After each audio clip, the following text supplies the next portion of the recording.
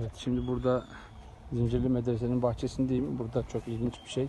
Hani hep sorulan bir şey. Bizim için çok önemli, Kırım Tatarlar için. Burada kiremitler var. Gördüğünüz üzere. Çok eski kiremitler. Bunlar dokuları falan çok belli, eski oldukları. Ve burada binlerce kiremit var. Hepsi buraya getirilmiş. Ve burada ağaçlar da var. Çok eski ağaçlar bunlar. Şurada gördüğünüz gibi. Ve burada gördüğünüz gibi. Burada üzerlerindeki mıhları da göreceksiniz. Mıh diyoruz bunlara. Birleştirmek için yapılan şeyler. Çok eski olduğunu gösteriyor. Çok daha da detaylı nasıl çekeyim bilmiyorum. Böyle bakacaksınız. Bunların üzerlerinde çeşitli şeyler de var. Numaralar falan da görüyorum. Etiketler konulmuş birkaç tanesine. Nereden olduğunu anlamak için olabilir. Bazıları kesilmiş. Çıkarılmış. Alelade konulmuş. Üstleri açık. Şurada gördüğünüz gibi.